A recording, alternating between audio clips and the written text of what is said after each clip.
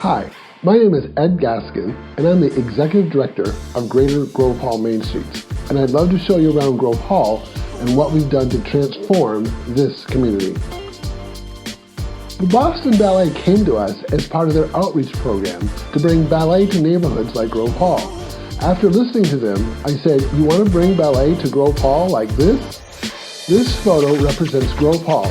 Urban, young, talented, gifted, energetic. This is one of the dancers from the dance school on the block where the photo was taken. Grove Hall dates back to the colonial period. What you see here is a mile marker from the colonial period. It measures the distance from Grove Hall to Boston. Prince Hall Freemasonry is the oldest recognized and continuously active organization founded by African Americans. Prince Hall Freemasonry had its beginnings on March 6, 1775.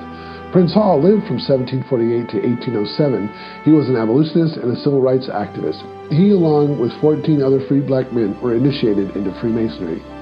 These men later organized African Lodge No. 1 on July 3, 1775.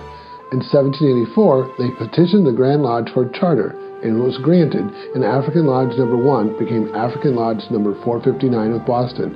The organization laid the foundation for African American citizenship, education, and for the improvement of the conditions of blacks. For more information, go to the Prince Hall website or visit the Prince Hall Masonic Lodge Museum.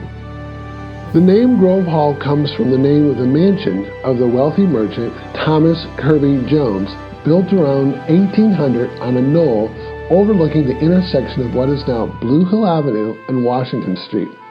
This area remained largely rural in character during the first half of the 1800s.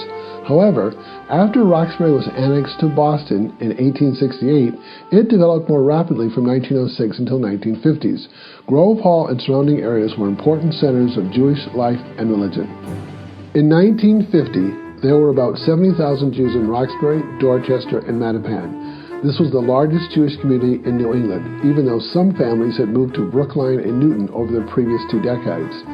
As key institutions such as Hebrew Teachers College and 4 schools, along with several synagogues, moved or closed in the 1950s, this triggered an even larger movement to the suburbs.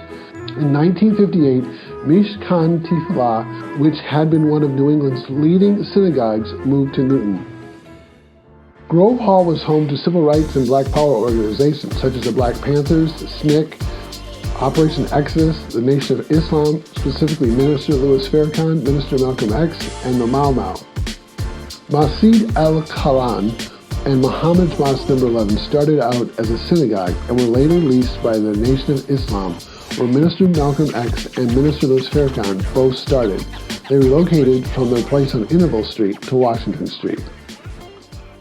In order to understand Grove Hall's current business district, you have to look at the 67 and 68 riots.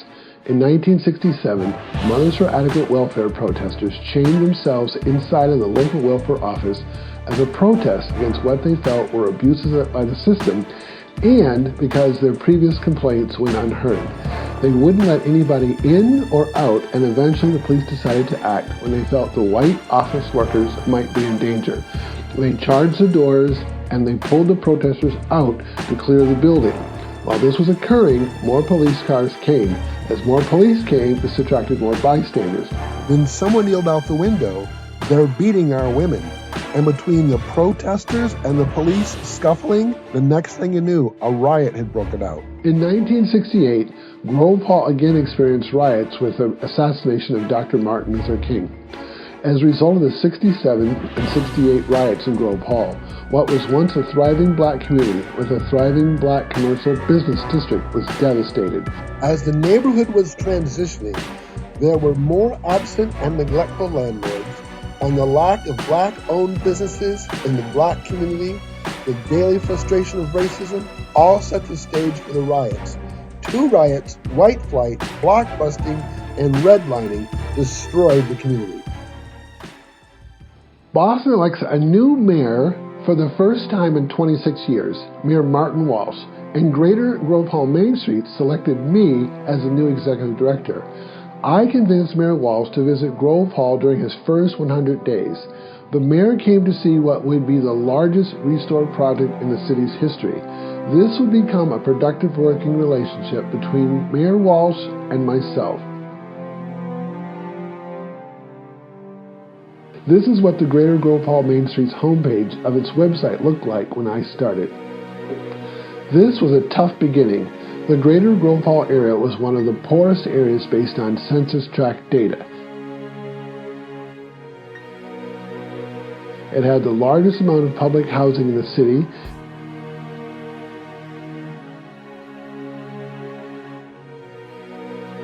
It was also the area of the city that was responsible for the most gang violence, prevalence of guns, and homicides.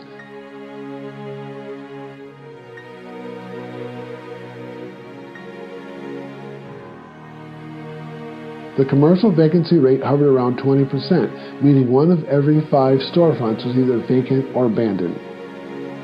When I was interviewed by the Boston Globe, I was asked, how will you handle the challenges? I asked, what challenges? The reporter said the shootings and the trash. That was the reputation we had to change. One day, someone said there's been a drive-by outside. I thought they were using the term drive-by as slang for something else. When I went to look, there was actually a drive-by. Police cars, detectives, yellow police tape, evidence tags, and shell casings on the pavement in front of my office door.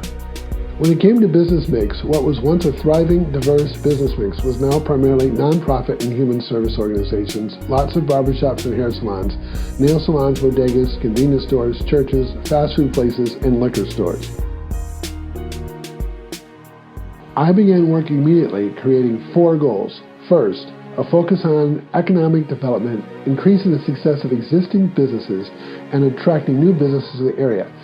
Second, to help blacks become producers of technology and not just consumers of technology. Third, to make the area cleaner and greener. And fourth, to focus on improving the quality of life in the community. It was obvious the area was suffering from deferred maintenance. My thought was, no one is going to shop in the district given the way it looked, and given the shopping alternatives of malls, shopping centers, and online shopping, the goal was to fix the physical infrastructure so either people would shop more frequently, or when they were shopping in the area, they would stay for a longer period of time. One day, when talking to Public Works about replacing some sidewalks in the area, the man told me that they hadn't been there in 20 years. I thought that was impossible, given that's their job, and he said that he hadn't. And to prove his point, he pointed to a tree that had grown up and the roots had destroyed the sidewalk. He asked me, how long do you think that takes? 1 year, 3 years, 5 years? I'm telling you, we haven't been there in 20 years.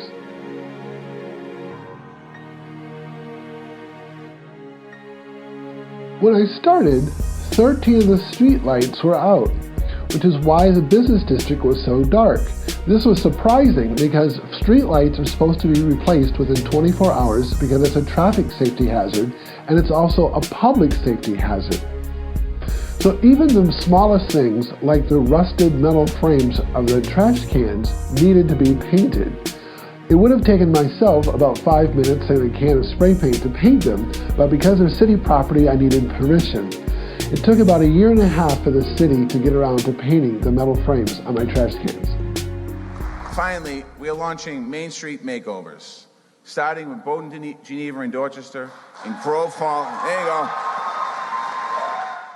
The Main Street makeover took several years and included the following: renovation of Municipal Lot Number 23, Grove Hall Plaza re-landscape, 14 new bike racks, 18 new trash cans, 7 new benches, 114 new banners for the district, 8 new trees, new fences, new Welcome to Grove Hall sign, new parking signs, new crosswalk, new traffic calming interventions, new crosswalk at Blue Hill and Castlegate, new pocket park, which is now the Grove Hall Plaza.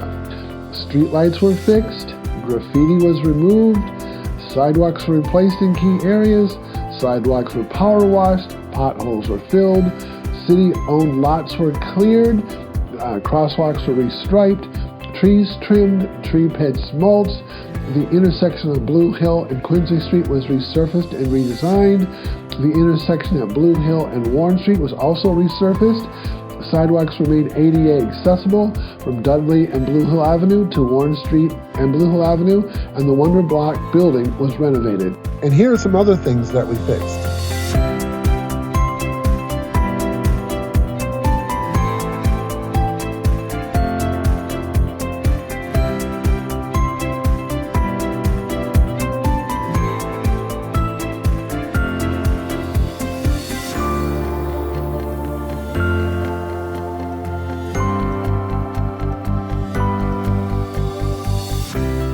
Economic development.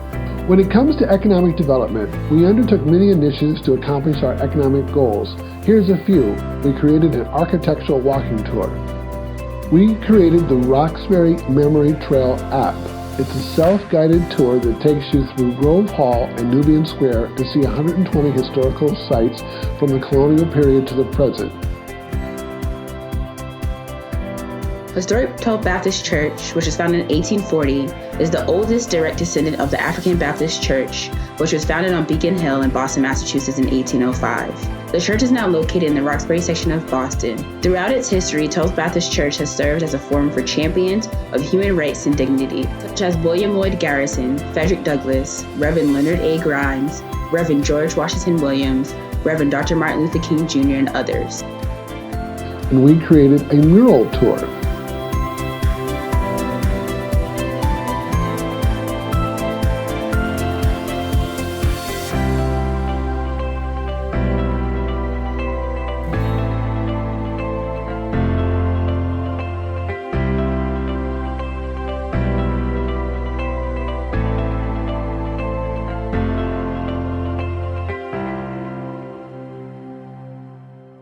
Business district visioning.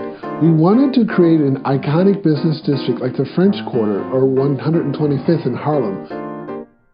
We created an overarching theme and then identified potential businesses that would fill out that theme. Commercial development. When it comes to commercial real estate development, we are involved with every development project in Grove Hall from conception to implementation.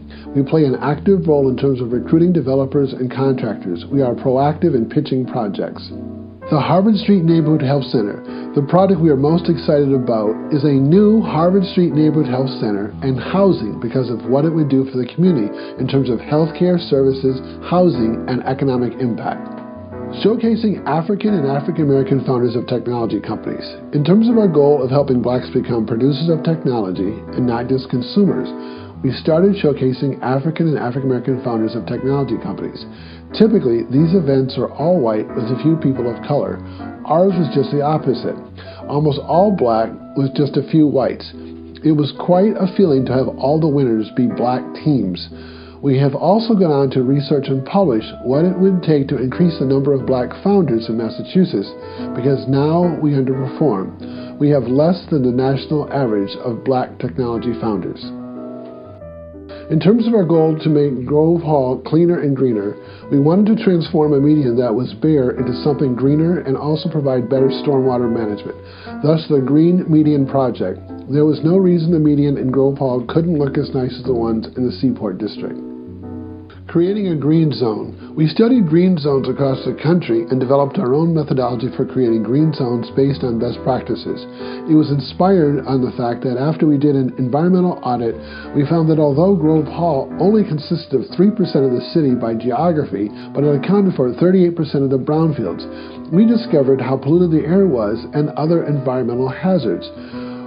So we are calling for an audit to determine the environmental hazards in the area and the opportunities for sustainability and resilience. This information was used by a student team at Northeastern, led by Greg King of TSK Energy Solutions, to create a story map. Our analysis of Grove Hall is captured in a dynamic and interactive web mapping application format. This tool provides insights into the physical infrastructure's geospatial distribution and highlights the community's unique characteristics, main environmental issues, and opportunities for improvement. Improving the quality of life in the Hispanic community. Grove Hall is about 63% black, 30% Hispanic, and the rest being other ethnic groups. We wanted the Hispanic community to feel included, so we made our banners in Spanish and English. We developed material on employer rights so they wouldn't fear hiring Hispanic workers. We testified on the importance of language access, and we did programs such as our program for Latina business owners. We also switched to WhatsApp and text to communicate versus email because it was used more in those communities. Public art. After learning there was a relationship between public art and economic development, and upon learning Grove Hall was in a public art desert, we started investing in public art. The CVS display window became a gallery. We added painted utility boxes and murals, and we even created a mural tour.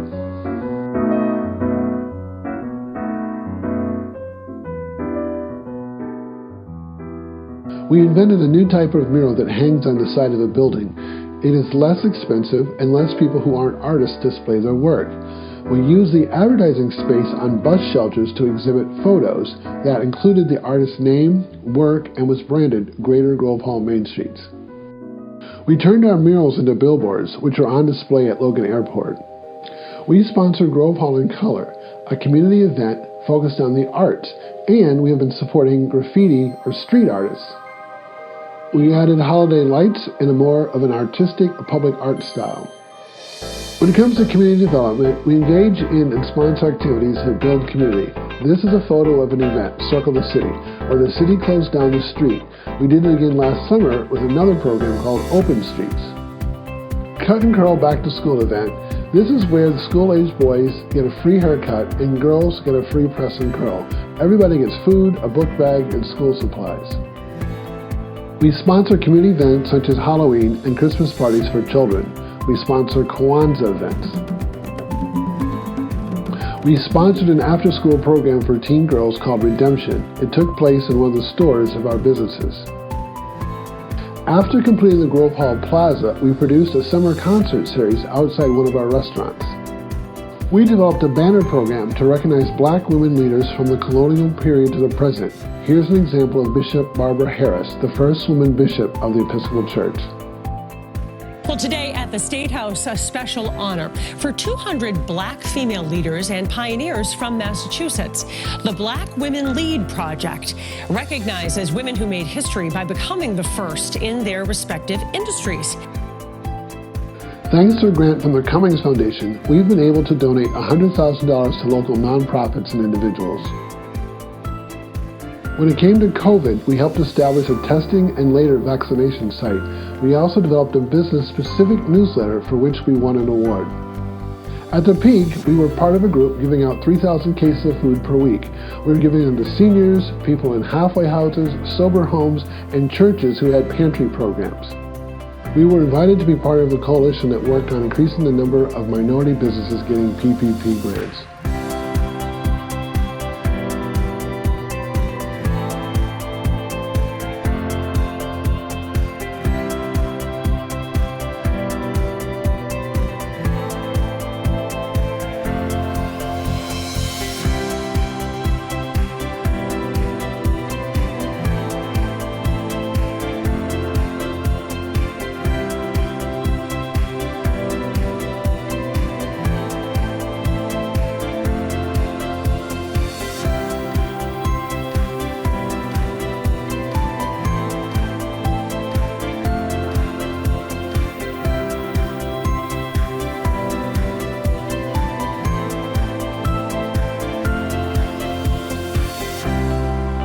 Finally, we advocate for our community through writing and speaking.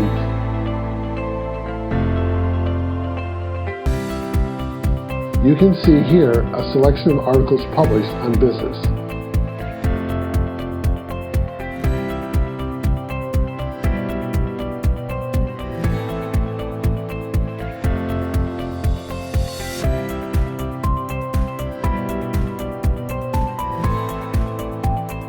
We have advocated for the community through the political process.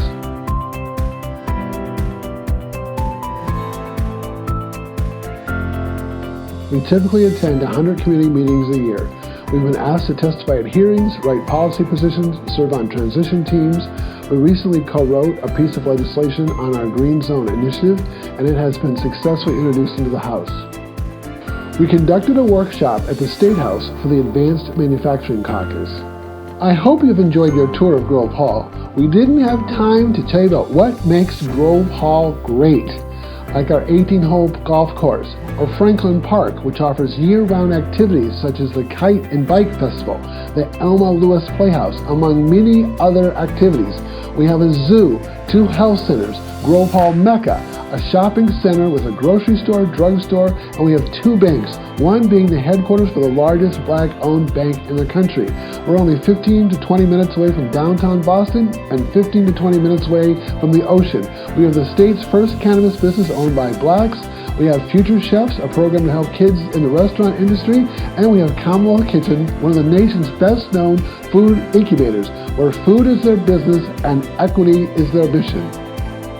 For those concerned about climate change and rising sea levels, we're 150 to 200 feet above sea level. We have lots of opportunities for kids. We have a new youth center being built, public and private school options, numerous houses of worship representing several faith traditions. Grove Hall is a great place to be, and with your help, it's going to get even better. Join us as we make Grove Hall the neighborhood of the future.